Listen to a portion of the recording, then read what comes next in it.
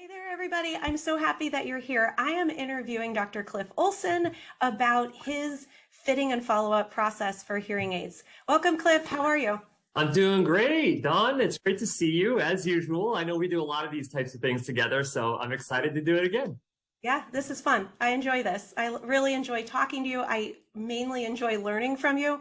I'm like the fly on the wall when you talk about stuff, so it makes me so happy to be here. So can you tell us how you go about, let's pretend we're in the fitting room with you. And can you go back though one appointment at the end of that initial consult appointment about parlaying into this fitting appointment? What happens? What wording do you use? Do you always use the same words whenever you see the patients? What happens?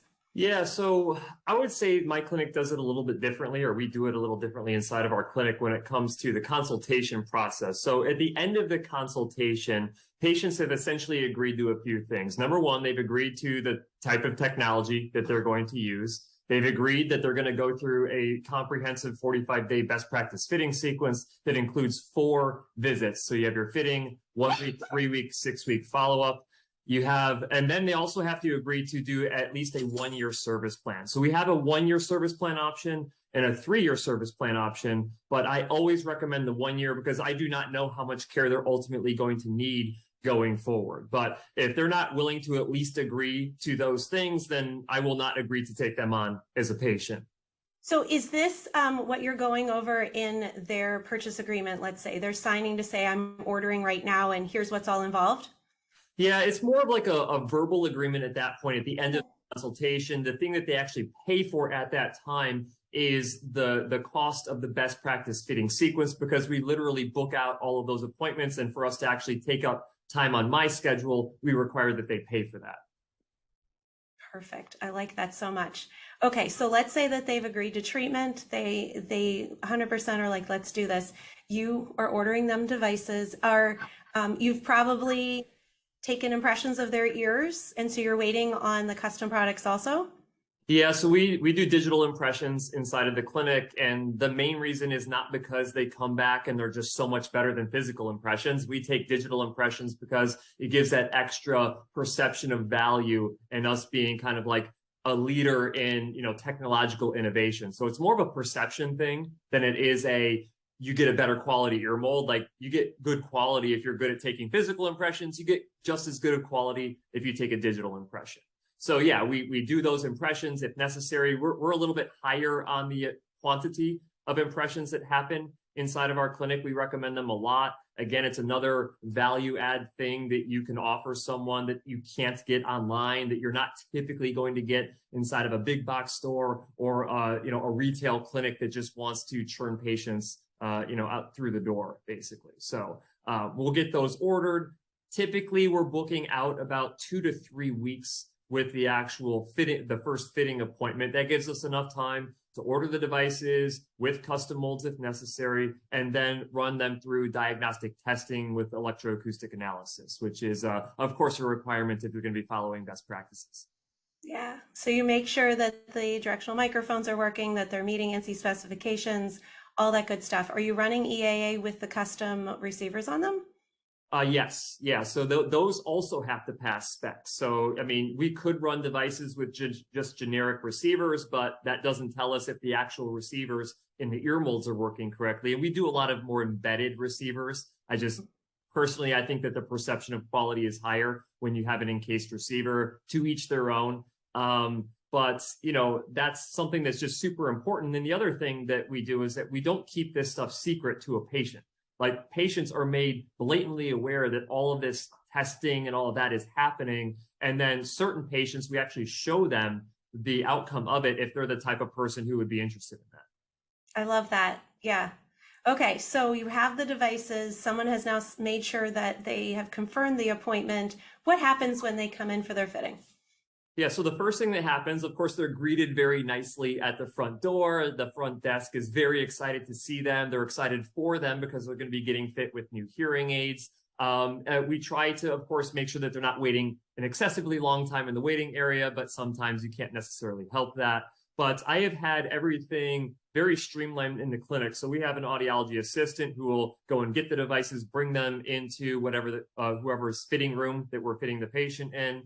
She'll set up the realer measurement system. She'll make sure that we have the purchase agreement and review that it's all correct. That if they're rechargeable devices, they're already charged, because we do not want to run into any like little hiccups inside of the fitting process. But because while a little hiccup might not be a big deal, you start adding up like little things here and there throughout an appointment. And whether it's conscious or subconscious, a patient will actually start to notice those things, and they will start to compound. So it's very important that you have all of your ducks in a row and everything is super systematized. And that's basically how we have it in the clinic. Love it. Okay. So they are ready to go. You're going to do their fitting. And the RealEar, what fitting method or algorithm are you using? I typically use NAL, NL2, unless there's some particular reason that would pull me out of that. But, I think that any verifiable prescription that you go with is fine in my book. I am also okay with taking and using the proprietary prescription inside of a manufacturer's software, as long as you are matching the audibility targets of a verifiable prescription. So I know that there's different thoughts on that. I have done it both ways, and I have not measured any significant outcome differences either way that you go. And Right. when a patient first comes into the room, like when we invite them back into the room, because there's a lot of stuff that we do, like we literally tell them this. So when someone comes in, we say, hey, today's an exciting day. I'm going to be fitting you with your hearing aids. There is a lot of stuff that goes into this fitting, but don't worry. It's our responsibility to make sure that we do it correctly, but we do like to explain everything we're doing as we're doing it, so you have a concept of what we're trying to accomplish. And then we also tell them that if you have any questions, you can ask them at any time, including right now. Do you have any questions for me? And the reason that we kind of say it like that is because if they're coming in and they're nervous, we change that perception of that nervousness to it's actually excitement is what they're feeling, right? So you actually reprogram them to perceive it as being an exciting thing rather than a nervous thing.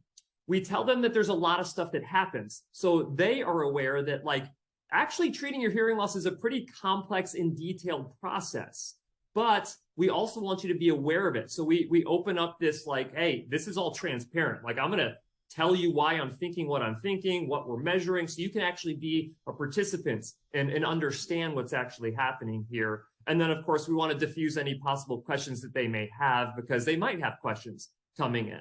So we all have to say it. All of my providers say it the exact same way, because if you say all of those things, it sets up the appointment appropriately. I love that.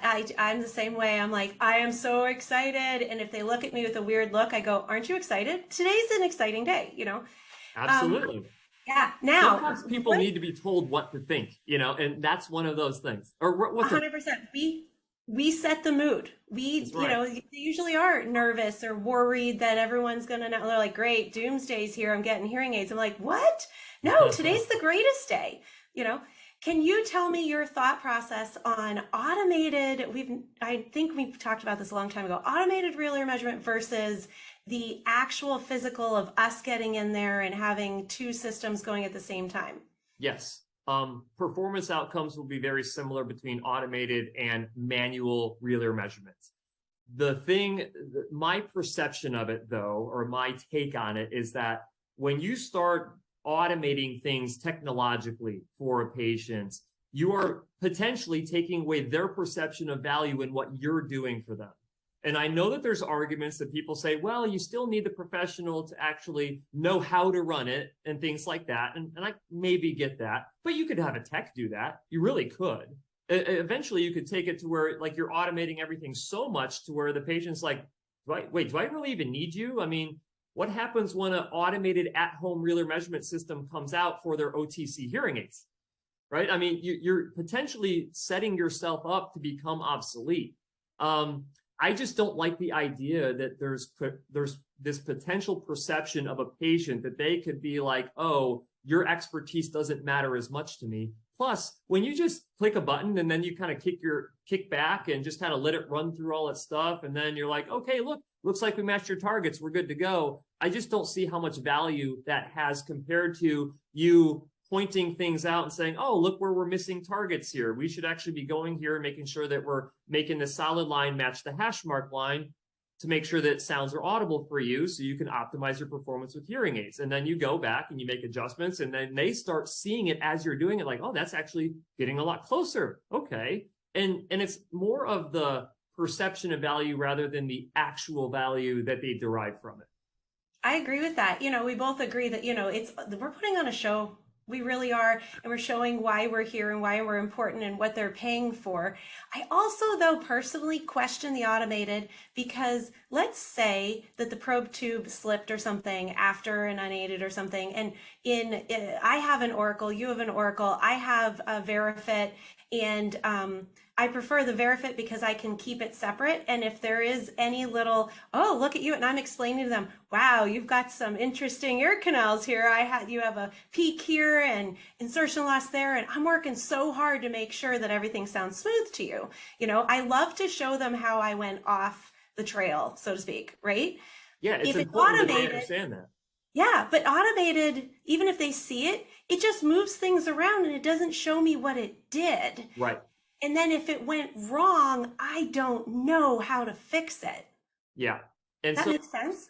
It totally makes sense. So when these OTC hearing aids, and OTC is hot right now because recently it was all just announced and finalized and all of that. But it's a very interesting thing when you have an individual who's your patient, and then potentially they're intrigued by this idea of OTC. So they order a pair of OTC devices. And in the app, maybe these manufacturers are going to create something that seems similar in how it's customizing the audio of those based on an in-app hearing test that they did. Again, you have to be very careful about the perception that patients are having. And when I was in the military, one of my platoon sergeants always said, perception is reality, perception. And so if a patient perceives that they're getting the same amount of value from something that's automated as they are from you, then that is ultimately a losing proposition for yourself. And here's the biggest problem with it. They don't realize that if they were to try to do this on their own, that they wouldn't actually achieve a similar outcome. So you were potentially setting them up to make a poor decision in the future based on you wanting to do something that is theoretically easier for you now. Right. And honestly, now that you've brought up a really good point, in the app, all they have to use is a term. When I'm imagining, I haven't seen anything yet, but what if it runs a feedback calibration and it says REM? Yep. While it's happening. They're like, look at that, I just did Realer. There's no requirements of like, to my knowledge, trademarking and what words you can use and can't use. Like they're clever. These companies are going to be clever. They're going to figure is to identify what's some terminology that we can take from prescriptive level hearing aids, put it in our app software, and then consumers, when they start researching this, they're like, oh, it's the same thing. I can get the same thing with OTC. Yeah. So are you giving them a printout of their real ear? Are you describing what's happening on the screen with audibility? Yeah, so right when of course, we set them up with the equipment and we tell them that, here come these little probe microphone tubes inside of your ears. They might tickle a little bit, so heads up on that. And then we explain to them, okay, we have a few calibrations to run, so let's run those really quick. And then I'll say, so what we're going to do now is you're going to be hearing speech coming from this speaker. It's not going to be English. I'm not playing a joke on you. But what we're doing is that we're measuring that sound after it's been amplified by the hearing aids inside your ear canal. And then we're going to actually take a look at it here on the screen together. So I will go ahead and run that. And then you'll have, I typically run like a pink curve. And so you've got the output curve, and then you have the prescriptive hash mark line because I use the Oracle. So when I go and I explain this to them, I say, okay, so do you see this pink hash mark line right here? That is the prescription for your hearing loss in your left ear and in your right ear. Yes, they are flip-flopped on the screen. The solid pink line represents the amount of amplification that we have measured inside of your ear canal after it's been amplified by the hearing aids. Ideally, you would want the solid line to overlap with the hash mark line as closely as possible. What you can see here on the estimate that was created by the hearing aid software is that you are significantly under amplified here, here, and here. And actually right here, you are over amplified. So my job is to go in and start to customize the audio inside of the programming software so we can make the solid line match that hash mark line.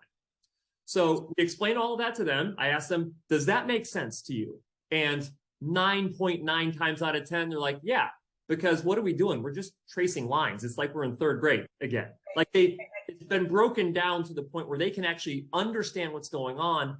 And then when you start customizing and you start rerunning it, you know, over and over and over again, I usually use a different color for that. And I leave up the original.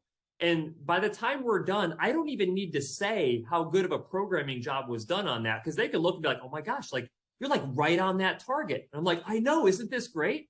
That means that we're going to be optimizing your performance with your devices if we can stay on your prescription. So it's a very like incorporate them, explain to them what's actually going on here. Excellent. So when you're finished with the fitting, who does the review of the care and use? Is it you? Is it the assistant? Right now I have an extern. So right now my extern is doing a lot of these things in my presence inside the room. The only patients that I do hands-on with right now are the ones who specifically request that they want to be seen by Dr. Cliff Olson and do not want anyone else to be involved in their treatment process. But my extern right now, fantastic. She's very, very good at following the exact same type of presentation that I do. And then she will take over and do a lot of the, you know, this is how you remove the devices. This is how you put them back in. Let's get them paired to your phone and all of that. And if she's off seeing another patient, you know, potentially on her own, I will have my assistant in there who is teaching removal and insertion. So really the core of what I do is very front loaded in the first 20 minutes of the appointment or so. Now, is there a handout or something that is being followed along that person takes home, or that is checked along so that they can see that we are doing what needs to be done today? Nothing that they take home, but we are very explicit in that we have a checklist in front of us the entire fitting process. And we literally, as we do things, we go through and check them all off. And it's very apparent to the patient that by the time we're done, we've covered every point on that checklist. And again, it's a subconscious or conscious, depending on the person, little trigger to them to know that we are making sure that we're not missing anything throughout the entire process. Because even people who are not very like structured with their lives, they appreciate when other people are structured for them in their benefit, right? So that's why I kind of do that. It's even though I could literally never look at a checklist because I am so systematized inside of my fitting appointments, I do it for them, not for me. I love that. I also think, you know, there's this word of mouth marketing that's happening, whether they watched a video of you or a friend said, look, I had this awesome experience. This guy knows what he's doing. His practice is amazing. And different people are coming in and out of the room. They are still hoping for and expecting that they get the same level of care no matter who saw them. Absolutely. And that check sheet is helping. I think if you're an audiologist and you are being a preceptor, now I don't want to make it seem like I'm the greatest preceptor in the world. I am by far not the best preceptor in the world. But one thing I am very good at is when a patient comes in and we have a student with us, I'm very clear in saying that, like, you know, if it were to happen that I am not able to come in for an appointment on a certain day, or if I get hit by another car riding my bicycle and I am out of commission for a bit, I want to make sure that the quality of care that you receive from every single person in this clinic is going to be exactly the same as what you would get from me. And literally from that comment on, they are 100% okay with seeing a different audiologist, an extern, an assistant, or whoever, because they know that the reason that I'm bringing in students and bringing in an assistant is so they can have, so they can be trained in the proper way of doing things. And so everything's going to be consistent with them. And isn't that really what we want as practice owners, is to be able to be confident in another individual in our clinic, that they could do things with the same high standard that we have? Because Dawn, I know you're perfectionist. Like, you want things done exactly the right way. And the only way for that to happen is for you to basically put someone else in that position and have them work with the patient. You just have to make sure the patient understands that you're doing that for the betterment of the future of audiology. Well, and we also, I mean, it's hard to train people to do things our way. But it's really important to have those standard operating procedures written. We also have them videotaped and require that the student watch it, and anyone else. It is hard though to duplicate what you do and how it works. So, okay, let's fast forward because I know that we're short on time. So they've done the fitting, someone's done the care and use, they've already have all their appointments set up. How soon after that fitting do they come back? Or what instructions are given to them before they leave? Yeah, we'll explain it this way. As we're finishing up that appointment, right before we go over the purchase agreement and all of that, we tell them that our ability to be good at what we do depends on how much feedback we get from you. So make sure you're taking notes, good, bad, or otherwise. So we have that information to customize things better moving forward. If they're not at their full prescription, if we had to back them off of their full prescription, we let them know that like our goal over the next 6 weeks is to gradually build you back up into your prescription. So you're telling them that there's a certain structure that we have to follow. They know that part of their success is dependent on what they actually tell us. And so when they come back for their 1 week follow-up, one of a couple things happens. Either they come in and like, boy, things are going so well, I just can't even think of anything to mention with this. It's like, okay, but let me dig a little bit more because that's not typical. And so we literally try to raise questions about what we've done with them. And it's like we're trying to poke holes in our fitting process for every single patient. If they're not going to be critical and analyze their performance, we are going to try to help them realize that there's no possible way everything could be perfect. Sure. And if you do that for 6 weeks, by the time they're at their 6th week, they're like, there's literally nothing else. Like there is nothing else that you can do to make me hear any better than what I am. And so that's really what these visits are about. It's about us, okay, figuring out, how much success are they having? That's great. Now let's poke holes and find where are areas that we can improve. And then if there's a concern that we can't improve, we've explained why we can't improve it, what the limitations are from a technology perspective or their speech and noise score perspective or whatever, the word recognition ability perspective.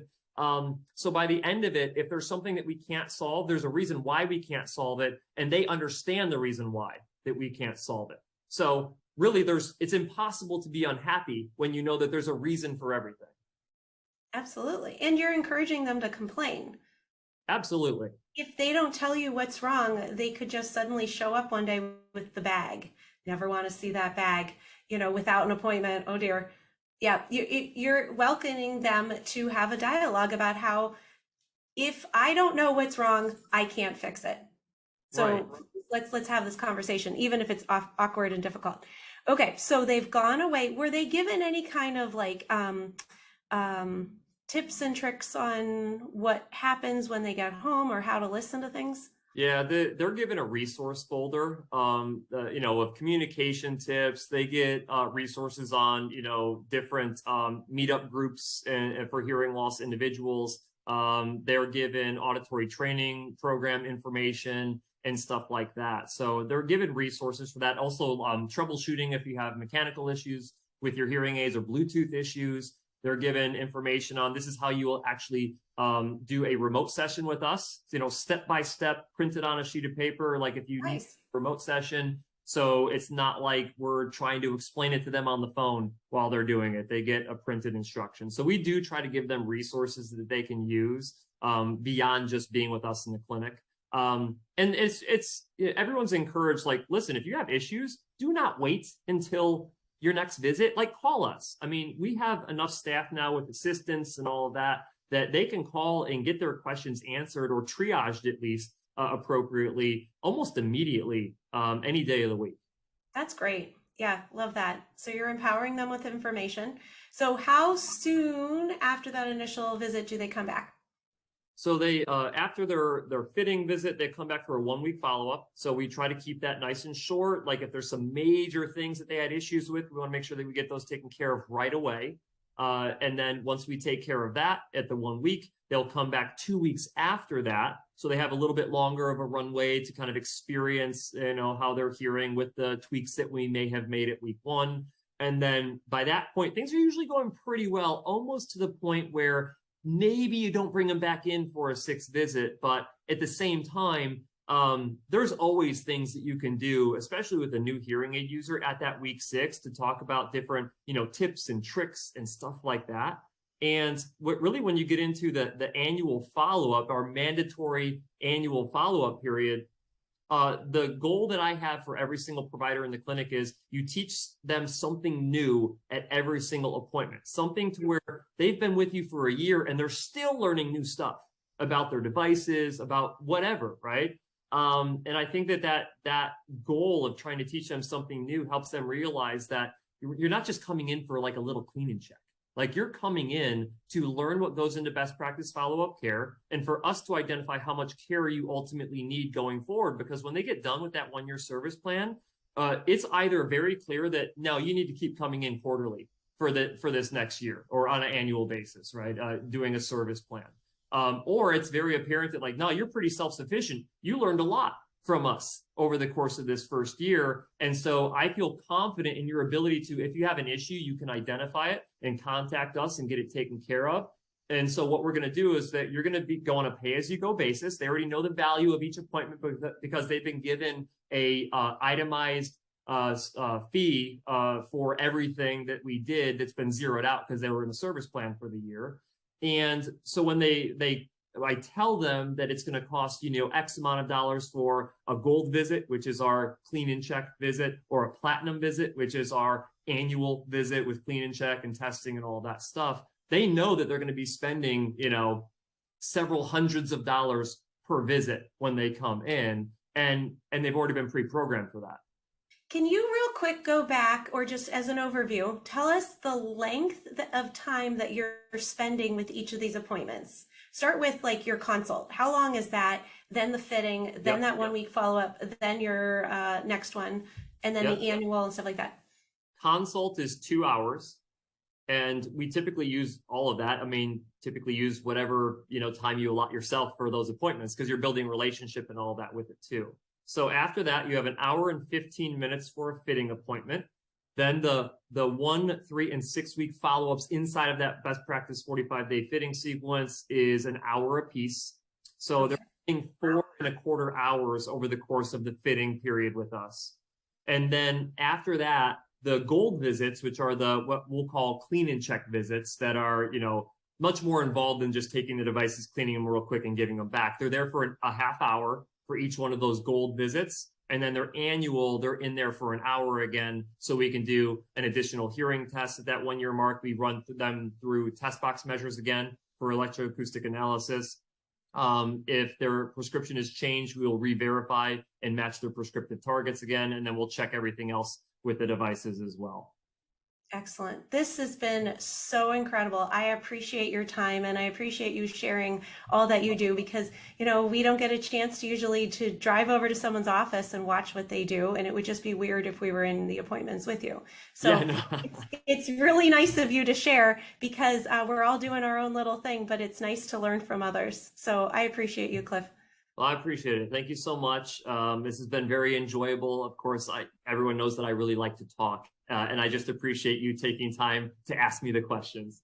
Absolutely. All right. So we'll see you guys soon. Bye. Bye.